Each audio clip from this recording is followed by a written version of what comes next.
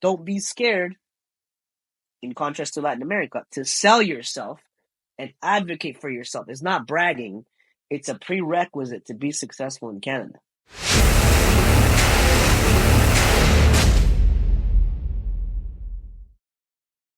Welcome back to another episode of Newcomers on Fire. Today we have a celebrity. I'm super excited to introduce you, Stephan. But before we jump into who's Stephan and his origin story, which is amazing, let's talk about, let's break some ice with rapid fire questions, if that's okay with you, Stephan. Of course. Love it. So let's start with your favorite thing about Canada. Being anonymous. I don't have to do stuff to please society, right, or Latin standards. I can just be myself. You own your own schedule. And I think that's a dream. And I myself have included into that vision. Okay, next one is more in your alley. What's the funniest cultural difference you have experienced so far? I think the first one that comes to mind would just be the kissing and non-kissing. When you first come to Canada, you try to kiss everybody hi and goodbye, and they are not used to that. And then the second one, I would say, when you go into somebody's house, they expect you to take off your shoes, but you didn't know that, so you have like a torn sock. Yeah. And you're trying to hide your toes throughout the whole party. Yes. I think those two would be the first ones that come to mind. That's amazing. A lot of people are watching this show, and then, you know what? Canada is amazing. I would love to go there. What would be your advice for anyone considering to move to Canada? My advice would be get involved with your community, do volunteering, meet Canadians, but if you don't feel like you click, it's okay, and you can still hang out with your Latinos if you so desire. Totally. Amazing. And lastly, if Canada were a person, how would you describe your relationship with this person? White, tall, cultured, amazing, respectful, polite, slightly shy. They save up for retirement. They care about their community. They volunteer. And they do research before every trip. I agree, 100%. And how do you feel about that person? Like, are you in a relationship status with that person? Are you friends? Are you just like, colleagues? Deep respect for that person. I'm probably colleagues with them. I know they're going to help me whenever I need help. Probably not the life of the party, but they want to be there with you. And just respectful and curious, I would say. Yes, I agree.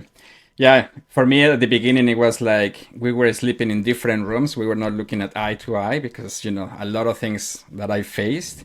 But now I can tell you, like, happily married, and we're enjoying the Canadian dream. So let's jump into who's Stephan, because there might be somebody out there that they don't know. But Stephan is a former banker turned award-winning comedian, speaker, entrepreneur, and so on. So if you can tell us a little bit more about your origin stories, like how did you start or how everything started? Absolutely. So I was born and raised in Costa Rica by Peruvian parents, so in a Peruvian household. My parents got divorced when I was 6. My dad moved to El Salvador, and that's when my immigrant story began. I moved to El Salvador when I was 10, then to Mexico when I was 14, then to Montreal when I was 16. And after finishing high school there, I went to Toronto to do finance at the University of Toronto. After I graduated in 2010, I worked at Scotiabank for 7 years, where I met you. Yeah. We had a coffee years back.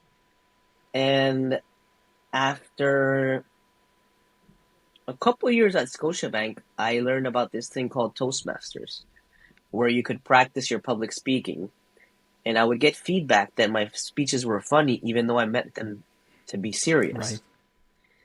And that was 2012 when I started. 2014, I started to do stand-up comedy. And then I met my best friend and business partner, Huang, and we started doing stand-up together until in 2017, we both quit our full-time senior manager positions to pursue our professional careers in comedy.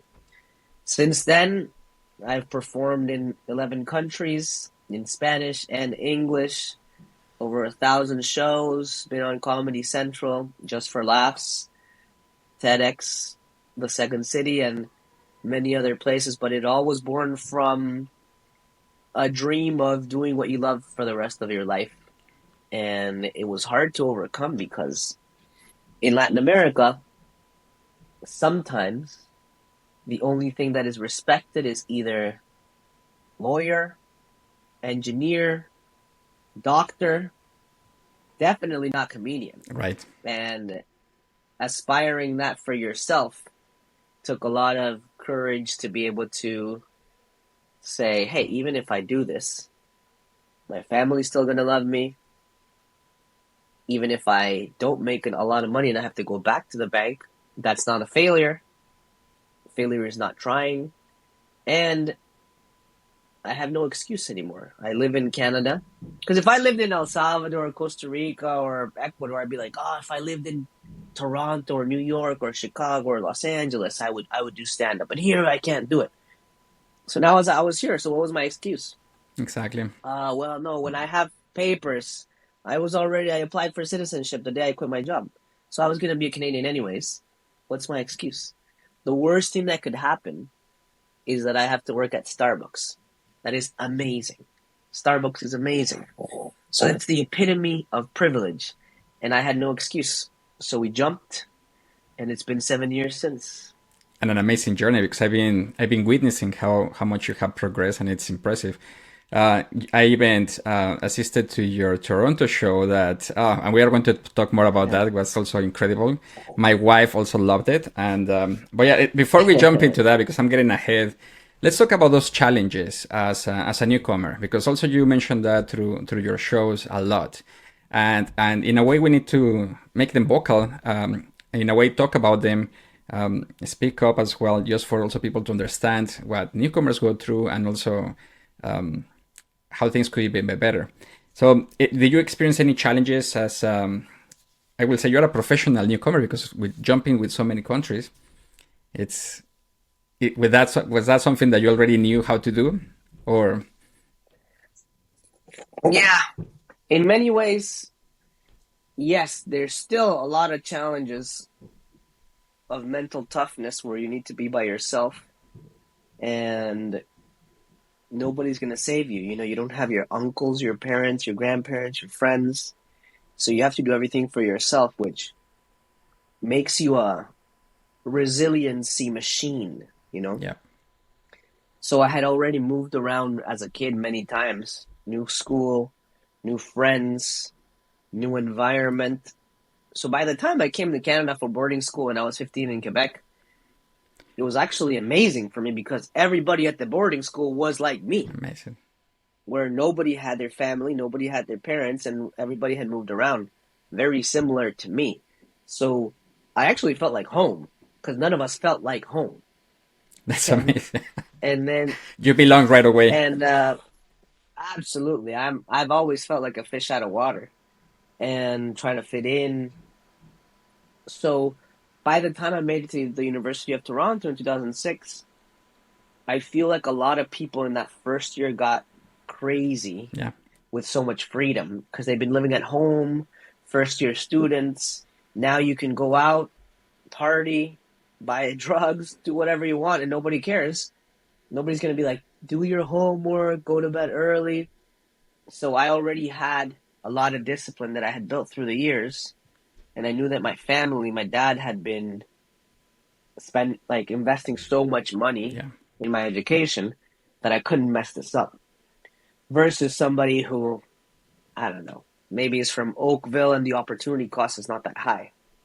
So I was definitely more mature in that sense for people than other people in my school, first year university.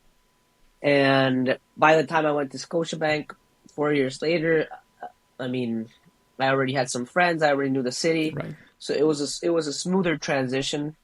And you still have the same challenges though: mental toughness, loneliness, lack of family gatherings. Maybe for a long, long time, my first 10 or 12 years in Canada, my group of friends was Canadian, Right. and they were great. I love them, but something didn't click until I met my real Latin brothers and sisters that are my friends to this day. And then I felt more like home. That's how I met my wife from Venezuela, and now Toronto is home. I'm a dad too, so Liam is going to grow up in a Latin Canadian environment, and that's what he's going to call home too. Oh, that's amazing, man. Let's talk about a little bit about how you jump into from the University of Toronto to that first job. Because a lot of people, a lot of newcomers are like, I just want to break through. Like I'm struggling in terms of like, what should I do? How can I even land that first opportunity? How to break through? And sometimes people say like, well, once you study in Canada, it's a little bit easier. But I'm not sure. I think it's also like quite tough. No, it's not I know easier, exactly. So it's not at all. tell us more about that transition and then how you landed in the Scotiabank. You absolutely, you would think it's easier because you have the university department that will help you get jobs, Uh-huh. but they don't. Like sometimes they do, but you still need to have an amazing resume, and you're still competing for like, okay, CIBC or Scotiabank or RBC or banks will give the University of Toronto 3 internships. Yeah, 3 internships out of 400 people applying. Right. And guess how much experience you have in this country when you're an immigrant? Zero, especially a student.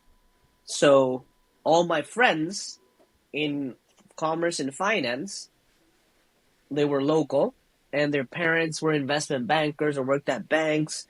So easy, because you just get your son an internship. And first year they had an Right. internship, second year they had an internship, third year they had an internship, fourth year they had, and then they just go into the same amazing jobs, right? Because it's network. It's not even personal. It's just you help your loved ones or the people who are in your immediate circle. How can you help somebody who is not in your immediate circle if you don't know they even exist? So that's the problem that we face. So in first year, I tried to get an internship, applied to a billion places, and I couldn't get anything. I had to go back to my boarding school in Quebec and work there for 1 month as a summer school, as a just like a counselor at the summer school. Second year, couldn't get a job either for the summer, an internship related to finance. Went back to the school. And then in third year, and this is where the magic happens, I went to an alumni dinner from my high school, but in Toronto. So like they had like an alumni dinner in Toronto of previous people who had attended my high school in Montreal, in Quebec. So went there. There's people from all ages because my school's been around for 100 years, and I'm getting a drink, or I'm getting like, I remember it was King West at Rodney's Oyster House or something, Wow. and I'm getting like a beer or something, and I talked to another guy who was getting a beer, and he's like, "Hey, what's your name?" I'm like, "Stephan." And he's like, "Oh, cool." I'm like, "What's your name?" He's like, "Tim." I'm like, "Hi, Tim. Nice to meet you." I'm like, "Are you the guy who came to my school a couple of years ago and delivered a speech?" And he's like, "Yeah, you remember?" I'm like, "Yeah, that was an amazing speech about how the supportive system of the school helped you come out as gay, and it really allowed you to be yourself." And he's like, "Oh my God, you remember?" And I was like, "Yeah, it was an amazing speech."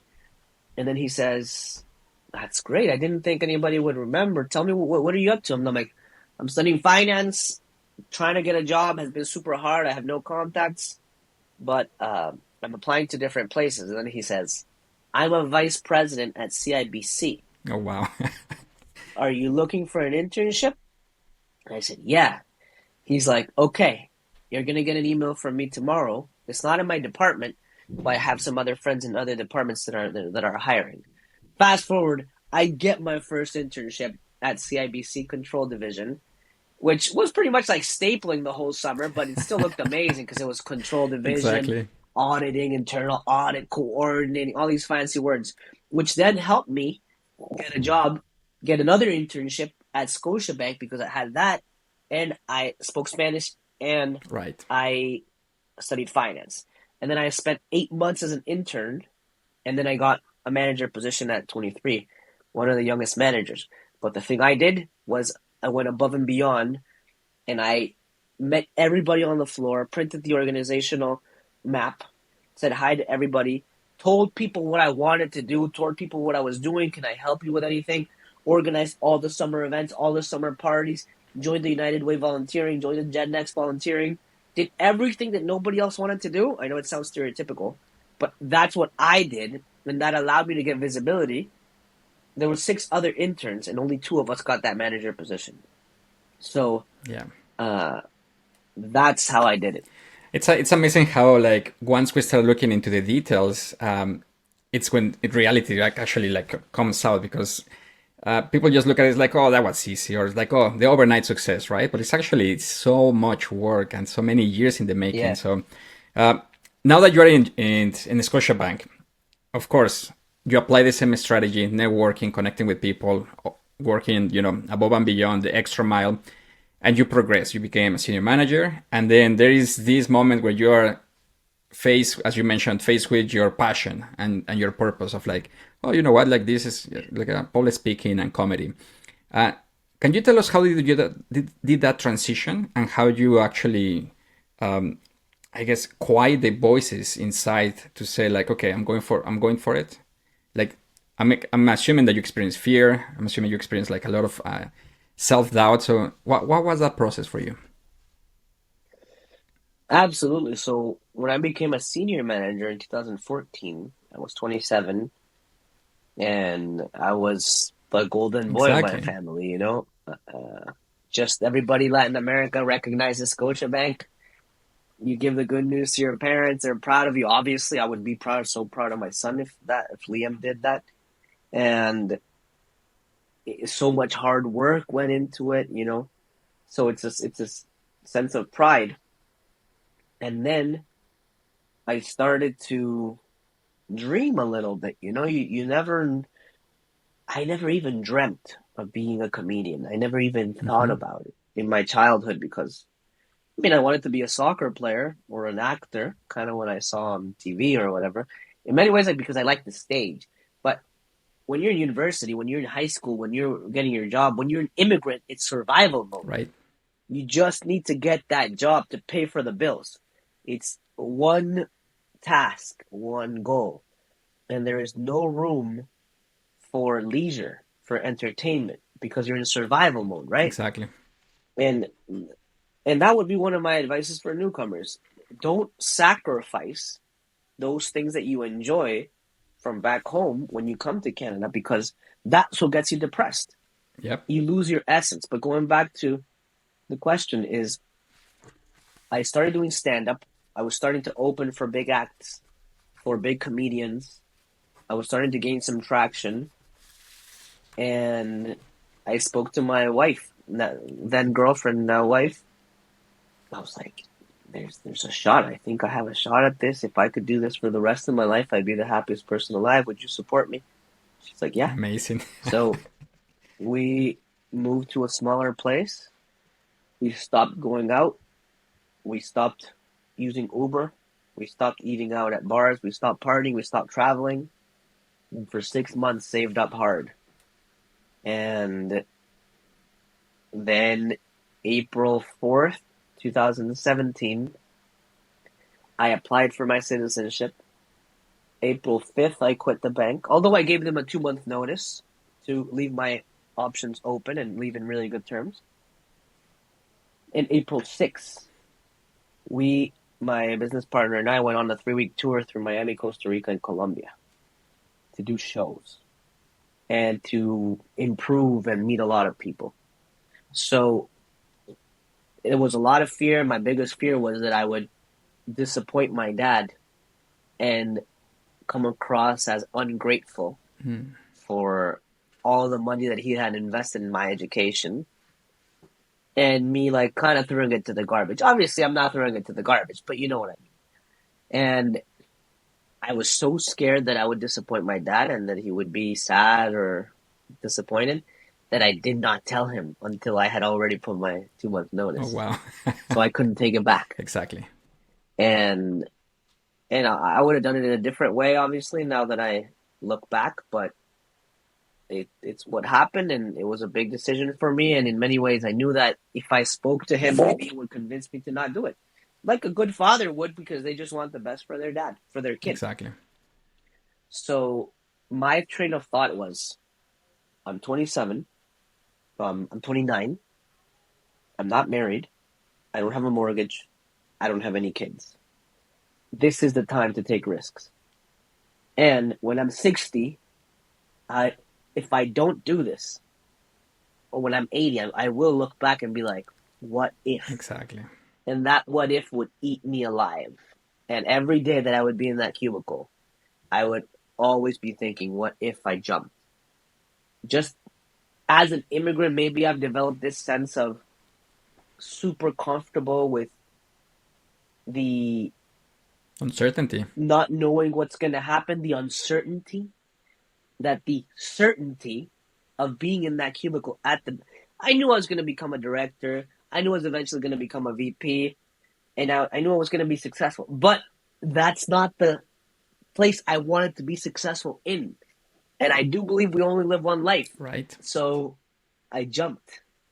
And that's what my train of thought was. Oh, that's so impressive, and admiring to see that level of courage, because looking back at my own experiences, like I had the same train of thought in terms of moving to Canada. I'm in my late 20s. Yeah. If I don't do it now before getting married, before having a mortgage, I will not do it. And I don't want to be 60 or 80 and say like, what would have happened if I just say yes to that wild dream, right?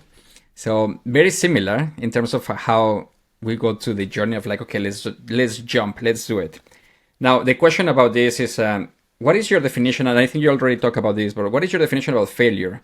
Because you mentioned failure is not trying, but now you are trying. And how you embrace failure in a way, because of course you are going to have good shows and you are going to have terrible shows. I think I saw on LinkedIn that your first shows, actually people didn't laugh at all. So it's like, how did you break through? Yeah, it was horrible. Yeah. Not my first show. My first 2 years were horrible. Right. Yeah, failure to me is not trying in that stage. But you know what? It's a really good point. Now I think the definition has not shifted that much. It's still not trying, because now I have other things that I want to conquer, you know? And I didn't know if I was going to sell out those 2 comedy specials that you went to back to back, and I did. But I tried, you know? I performed in Costa Rica January 6th when there was nobody in San Jose, in the capital, because everybody was at the beach.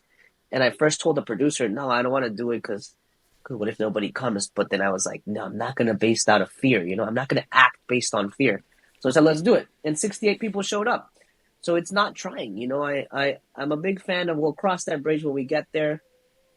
I'm a big fan of let's do it. And then you believe it. A lot of people say you got to believe to do it. I'm a big fan of do it, then you believe you can do it. So my definition now would be to not become everything you can become. I'm committed. And I heard some on the podcast the other day, on the Modern Wisdom podcast, I heard something like, you have to choose your regrets. Oh, wow. And so deep, man. And my goal is to be the best father, husband, and comedian I can be. And that's it. I'm trying to become the best that I can be in those 3 realms. I do nothing except be a husband, a father, and a comedian. And when I do go to the gym, it's because I want to be a better husband, father, and comedian. When I read books, it's because I want to do that. When I perform, it's because I want to do that. So you pick the one thing, going back to your question about Canada, like the best thing about Canada is it gives you high agency because you are not part of anybody. Exactly. Part of no family. So if you grew up in a family of doctors, guess what? The expectation is you're going to become a doctor. And that's amazing, like cool for doctors, and I love. But maybe that one doctor wanted to be a veterinarian or wanted to be a comedian. I probably would have never become a comedian had I grown up in Costa Rica. Maybe. Well, maybe because my brother also quit his job at Procter and Gamble, my older brother, to be a musician and comedian. Oh, So wow. that kind of led the way for me. But what I'm trying to say is that in Canada, because you have to press the reset Right. button, it gives you an opportunity to say, what do I want? And I think that's the biggest blessing, because you break the momentum that you had in your country that maybe led you to places where you didn't even want to go in the first place. And you're like, hey, I actually want to be a circus performer. I actually want to be a poetry writer. Yeah.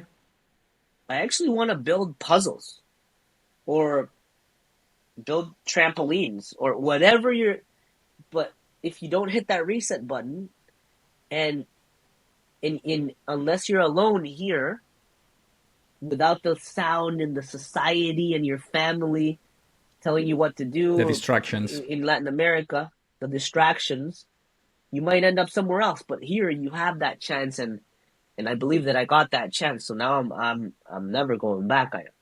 Amazing. I hope that I continued in this path, and it feels great. It feels like I'm living my authentic life. Whereas when I was at the bank, I was like, fuck. I would see people performing, Yeah.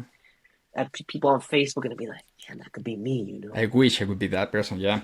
I think your story is a powerful reminder of like asking yourself, who are you?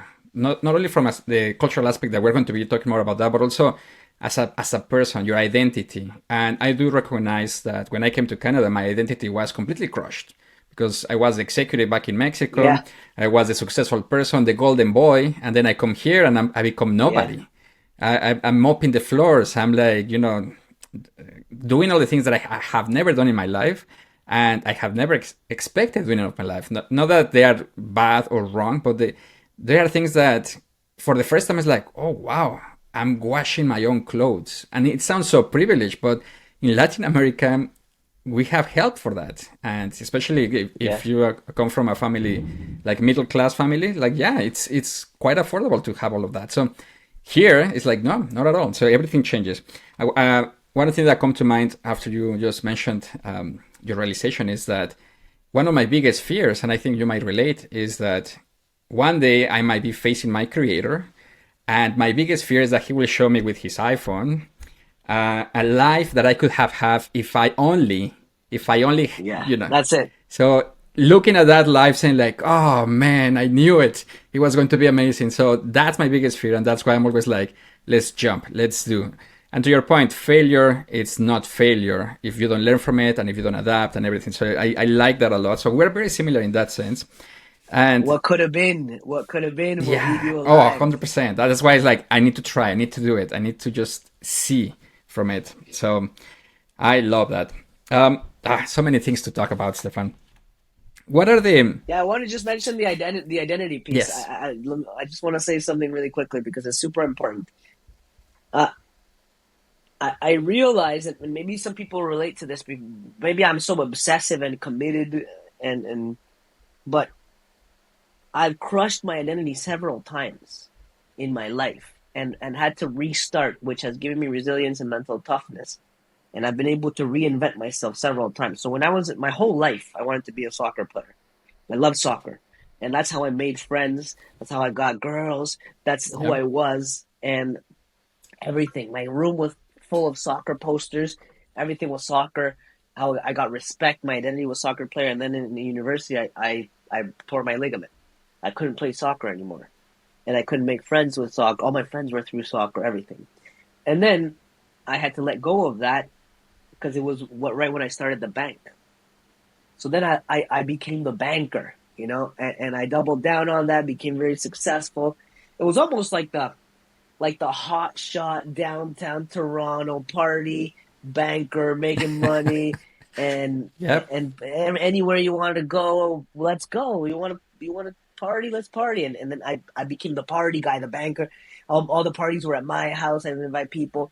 In fact, a lot of the networking that I did at the bank was because I invited people to play poker at my house, to come to Latin parties, to go to have a beer after work. So I would meet hundreds of people, and that's how I got the opportunity to become a senior manager, because Yep. the question on the test is the same. What do you do? What department are you in? So, and then when I quit my job to be a comedian, the banker had to die. Yeah. And then it became the comedian identity. And then I realized, I am that comedian, but I'm much more than that. We're all multifaceted. And I'm also a dad, I'm also a husband, I have other interests. And I think in this one, it's the most sustainable that it's always been. I've always identified as a creative person. So it's not bad Right. for identity to die. It's actually an opportunity, but it does take some adjustment. And I think everybody goes through that when they first move to Canada. And that's so true because it's like the evolution of it. It could be from the worm to the butterfly to like something even better. Yeah. And I think when people move to the first time to a new country, they face it like right on, and that sometimes is shocking. And it's like, oh wow, what's happening? Like why things are not Yeah. working. And the best way that I have to for people to understand it is like, hey, your entire life you have been tuned to the frequency of your own country, your own culture, your own family and friends. But then you move here and you're getting static, you're getting noise, you're getting like this, you don't know anything, right? You don't understand what's going on. But it's not that the radio or yourself, you're not broken. You just need to tune in into that. And for that to happen, as you mentioned, it's like meeting with more people, networking, connecting, mentorship, and all of that. And that, I love that analogy, man. That's a great analogy. yeah, totally. I think it's the easiest way just for people to say like, oh, I get it, because you might see it because you also help a lot of newcomers find meaningful employment. One of the things that I see a lot and sometimes even drives me crazy is that people with so much to give, so much value, so much like experience, education, feeling so down and worthless just because after months, after probably even years of like working in survival jobs, their confidence is completely down. So it's like, oh, well, how Yes. can I meet with that director or that manager? It's like, I'm just a newcomer. I don't have anything to offer, no? But it's like that mindset is also super powerful, and I think that comes also from this conversation actually, like how the identity gets redefined and tuned in into the new frequency. So let's jump into also, besides you being a successful comedian, you also have a non-for-profit, you also have a company that trains people. You have trained over 50,000 professionals. You have helped like thousands of Latinx find meaningful employment. Yeah, let's talk more about that, Stefan, which is also amazing. So, Thank you. Yeah. So when I was at Scotiabank, I got so many of my friends' jobs, you have no idea. of course. And I got them like jobs and interviews. I got friends of friends. People would email me randomly. I probably got 80 people jobs in 7 years or more, and like 300 interviews. And I realized once you sit back, not at Scotiabank, but like a couple years ago in the pandemic, that I was pretty good at getting people jobs. yeah, And I was really good at connecting people. I love connecting people. I remember things about people that not a lot of people do. And I'm really good at selling people to other people, to like connect. You tell me something about you and I'll remember years after, and I'm like, I think you'd be great for this position. I right. call, boom, boom, boom. And I know how to sell. I know how people think. I know how decision makers think. So in the pandemic, I was just in my house, nobody in an apartment, nobody could go out. And I'm like, you know what? I miss going out for a beer and meeting new people. I used to do that at the bank all the time. I used to meet people when I would perform all the time. So I'm like, you know what?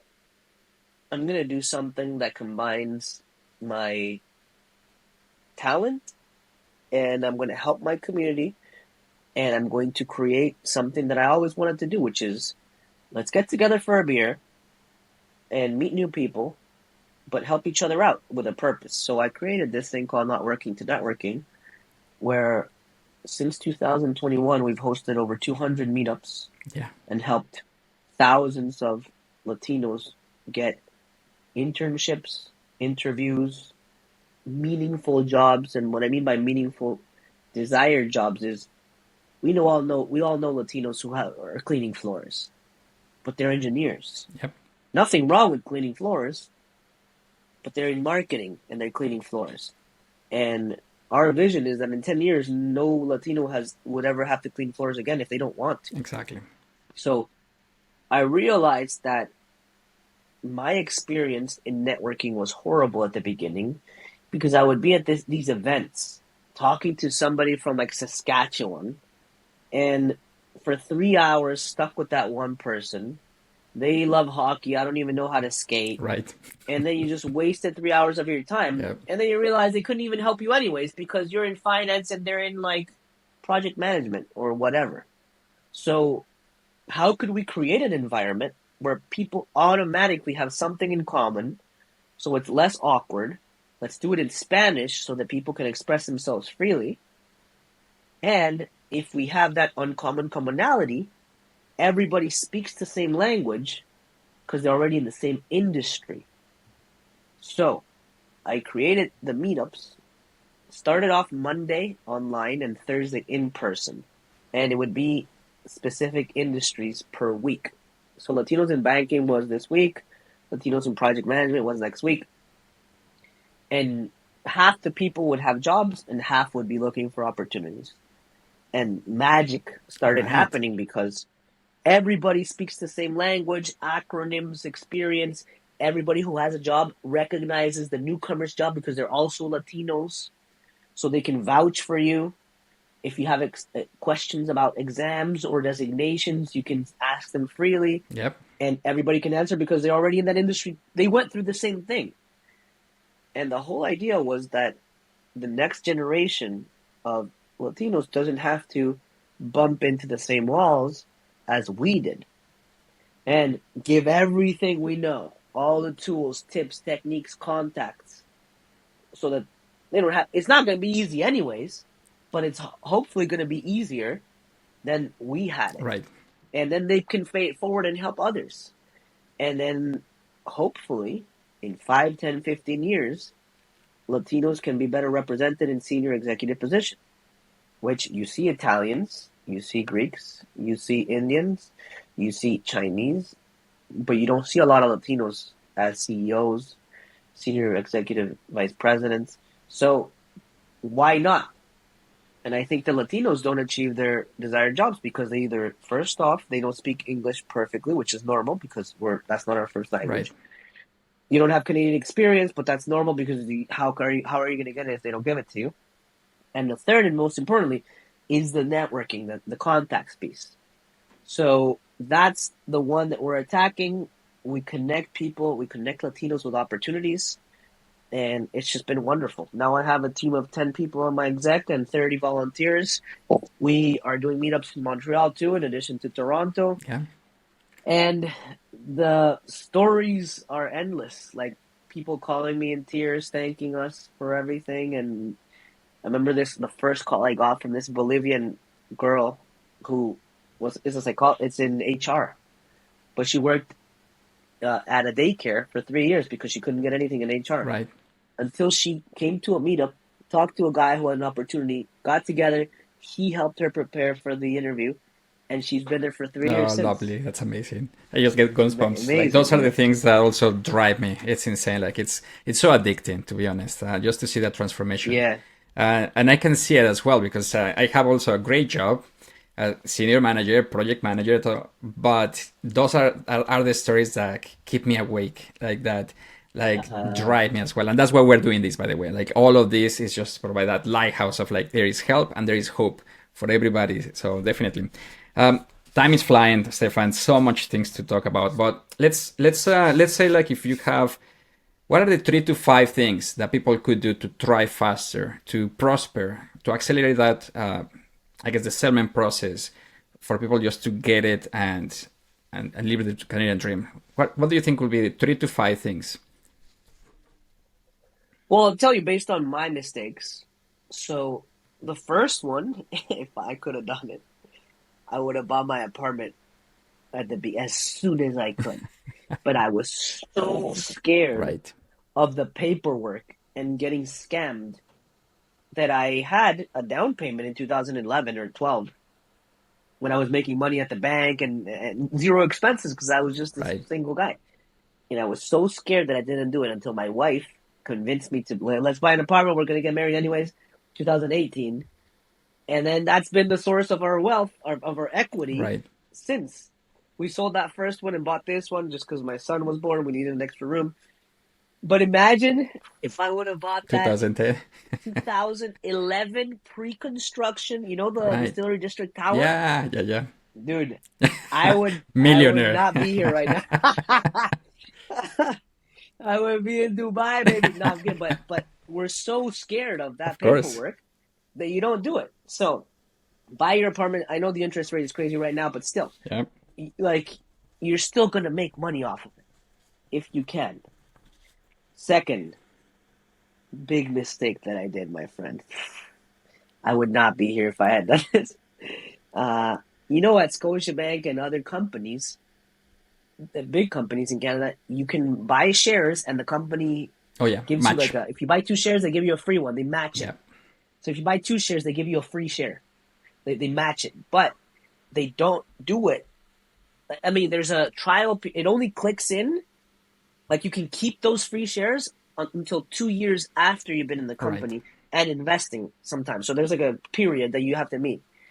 But I was an idiot and I just wanted money for myself and Right. to party and travel. So I did not start investing in these shares until Your wife. a year and a half before I quit. Oh, no way. A year and a half before I quit, Uh, 2016. So when I left the bank, I lost all the shares because I hadn't been investing for over 2 years, right. even though I was at the bank for 7 years. Like an idiot, I should have just maxed out everything. It comes from your paycheck. I would have made so much money. Right. Imagine in like 12 months, I had $5,000 invested, and that's not even taking into account the the shares that they took away from me because I didn't meet the 2-year thing. So max out everything, all the contributions, because it's free money.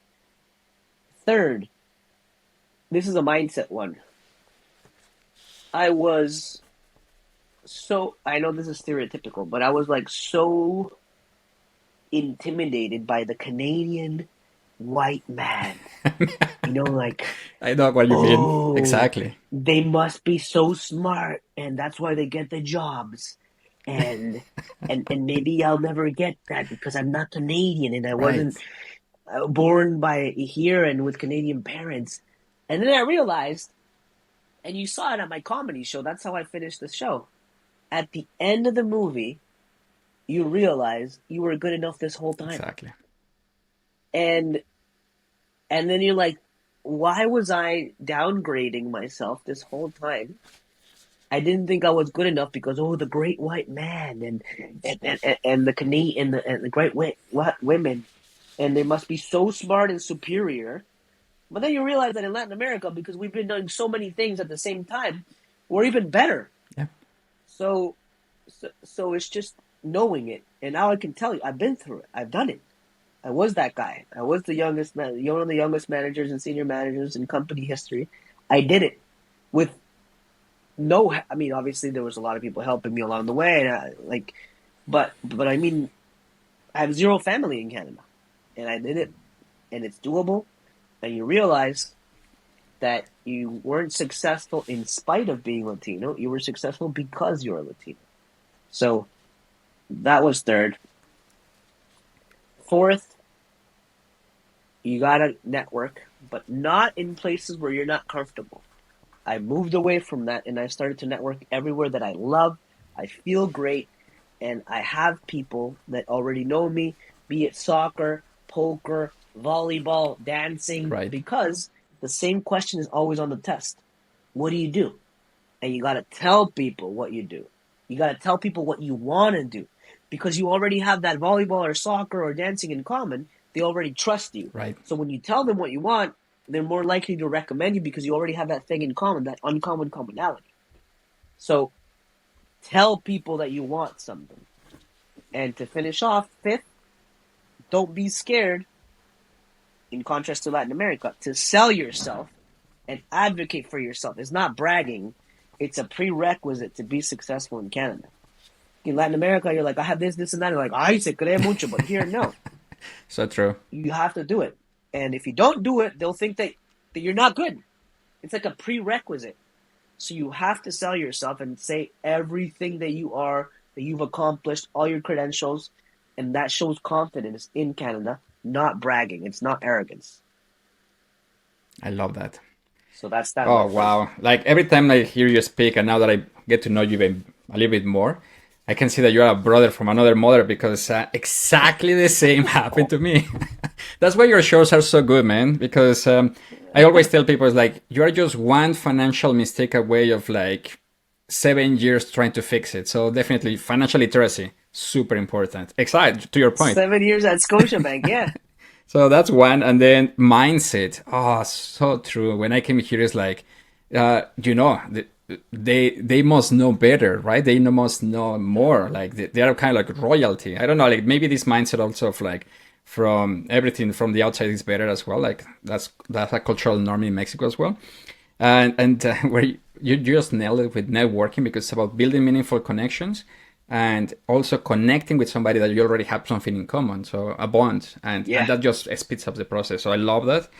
And self promotion, I that's exactly necessary. Without that, it's incredible. It's not possible. So I love it, Stefan.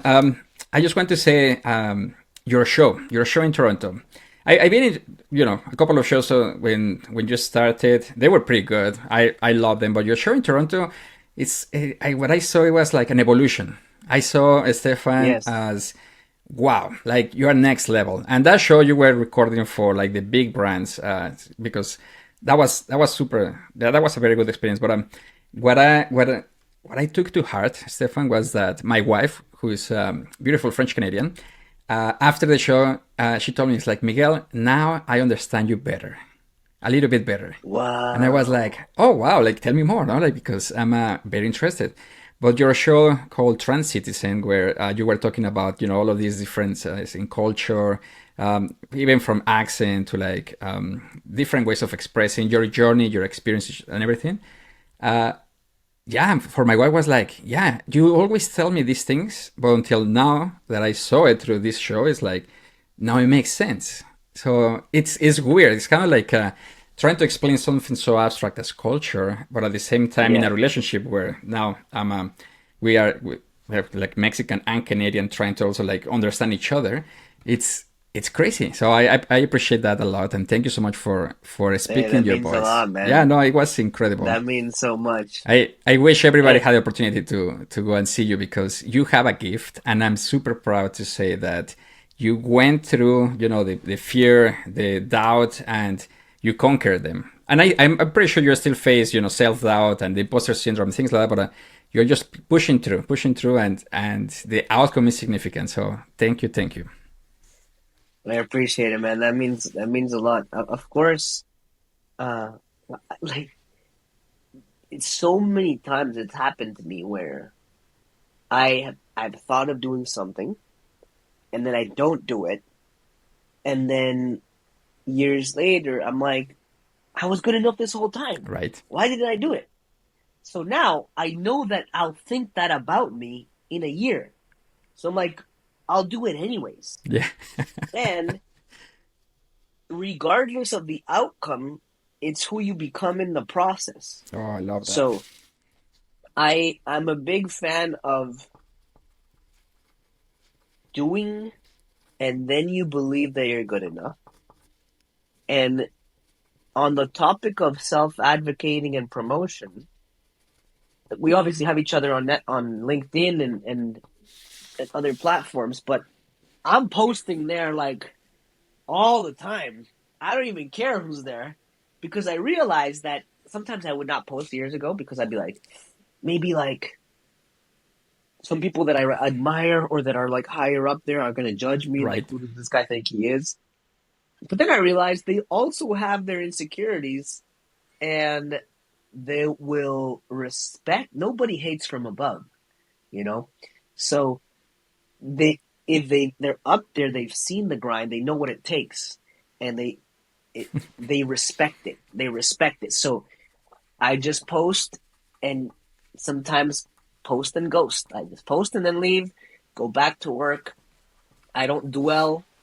If I have a couple of failures, I continue to go. I don't dwell, and it's on to the next one, on to the next one. And I think the greatest gift, and I know you do this too, which is like you can tell stories to give other people who have been in Canada less years than you, and give them the confidence Right. through your story and empower people. I sometimes I get like, oh, I'm so proud that a Latino is doing this. I'm like, yeah, you can do it too. It's not about, I mean, regardless of being Latino, it's in the habits, it's in the consistency, it's in the persistence, it's in the planning. So you got to treat yourself like a high performance athlete. I'm a high performance comedian. I go to the gym, I sleep well, I don't drink alcohol, I don't smoke. All I'm trying to do is Be better. be the best husband, father, and a comedian that I can be, and things will fall into place. Is there a sacrifices along the way? Of course, but you have to choose your regrets. Choose your regrets. And I'll take them any day. I'll take them any day as long as I can be the best version of me in those three areas. And I'm so lucky to have identified them. You know, some people don't know what they love, and that's okay. That's okay too. But I'm lucky that I found my passion.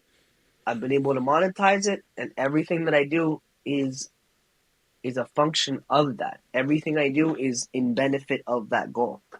So that's what I'm doing, and that's what I'll continue to do, my friend. Oh, that's amazing. Any books that you recommend for people that are listening to say like, hey, you know what, I want to be like you? Which are the books that you read? Oh, bro. So many. That's a good one. Okay, so for entrepreneurs, Buy Back Your Time, Dan Martell. Wow. The Compound Effect, Yeah. Darren Hardy. Yeah. The One Thing, Gary Keller. Anything, Tony Robbins, but Awaken the Giant Within. Yeah, I love that too. I think is a book. Anything, Tony Robbins, of course. Never Split the Difference, Chris Voss. It's about communication and negotiation. He's the FBI negotiator. Let me see what I got here. Think and Grow Rich. Yeah. I find it kind of slow, but still kind of, I mean, it's a great, obviously. Yeah, I read it. It's pretty good. I'm a big fan of comedy, obviously. There's one in Spanish called No es cuestión de leche, es cuestión de actitud. Amazing. Tim Ferriss, I love as well. Oh yeah, the 4 hours or the 4-hour work week. I mean, it's long, bro, but it's definitely a game the changer. Tribe of Mentors. But if I had to recommend something that is easier, I would just recommend 2 podcasts that changed my life. Okay. I've listened to them at least 30, 60 times each. And the first one is 3 hours. And it's called How to Get Rich by Naval. Oh yeah. Naval, Naval. Yep. Naval, How to Get Rich. He's pretty good. It's like the compilation, How to Get Rich Without Getting Lucky.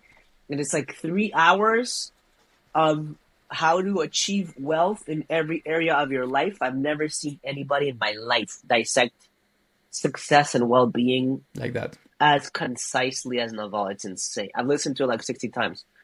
I've listened to every Naval interview like 10, 15 times, and this one like 60 times. And then the Modern Wisdom podcast with Alex Hormozy. Oh yeah. Episode 670. 670. I listened to it 670. a good 25 times this year. And life changer too. Oh, mental wow. toughness. Wow. Oh, Stephan. Just to finish up, like if you had the opportunity to have a billboard for every newcomer, that they can see it, what would be your message to them? You were good enough this whole time. Exactly. I knew it. I knew it because that was my question when I came to Canada. Do I have what it takes? Am I good enough? Like, is this good enough? Is my English good enough? Is my experience good enough? And your message resonates so well because if I had known that 10, 14 years ago, potentially my experience, everything would have changed, right? But because I was always doubting, second guessing, walking with the uncertainty of like, maybe I should not do that, or maybe I shouldn't speak up, or all of that, then of course I just took a different route. But thank you so much, Stephan, for being such a champion for Latinos, for newcomers, for everybody, and for inspiring us with your example of, just do it, just jump, just like face it, and don't be afraid of speaking up your own voice, which you do. So thank you for that. Love it. Hate is the leading indicator that you're doing good. Right. A couple months ago, I was starting to get a lot of comments on Instagram because I was getting successful through my videos. And then through the Modern Wisdom podcast, it says, hate is the leading indicator that you're on the right path. Wow. And you're going to go through that lonely chapter. You're going to go through different... And you doing stuff that nobody else is doing is also the leading indicator that you're on the right path. So go listen. It's not going to be easy, this newcomer path anyways, but you might as well double down and go have fun, I love that. Well, thank you so much, Stephan. That was amazing. Thank you. My pleasure, man. Thank you so much. I appreciate it. If you have been enjoying our show and finding value in the stories and advice we share, please consider supporting the show by leaving us a review on Apple Podcasts and Spotify. We hope you enjoyed this show and that it helps you to find your way or make your way. If you found value, share it with someone who needs it. Until next time, to your success.